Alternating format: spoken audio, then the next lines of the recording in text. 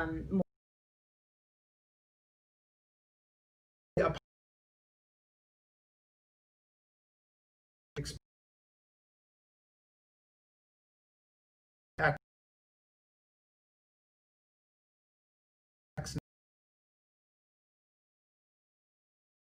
so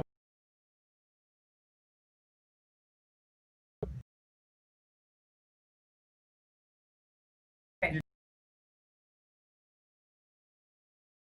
think, in fact, it's Winner-take-all dynamic that pits people against each other, when in fact I think intuitively people in every aspect of our lives we say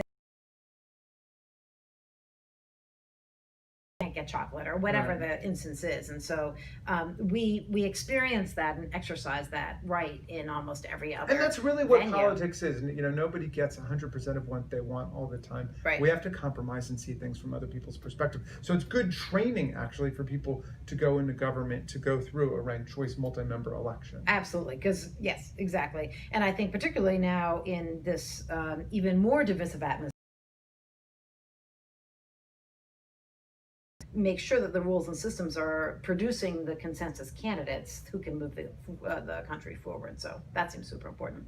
So one thing that I like to say, and I'd be just curious to know your comments on it, I often provide as an example movements like Title IX or the Americans with Disability Act or the Voting Rights Act itself or suffrage, which were all examples of changing rules and systems, not expecting the individuals who are being discriminated against somehow to adapt enough to maneuver to navigate the system, To solve a structural problem. right, exactly, but instead to say, wow, those structural barriers are real and we've got to address them. It's not about the individuals in the situation changing. So I don't know whether you think Well, that's a you know, good a great analysis. example of that is restoration of voting rights to former felons.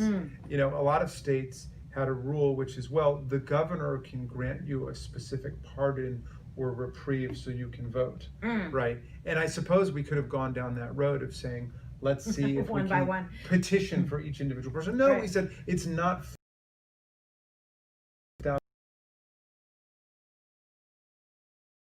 committed an offense after they've done their time. Yes, You that's know? a great example. And so we got to think structurally about the problem of the lack of representation of women, and not blame the victims and say somehow you're doing something wrong, you're not campaigning hard enough.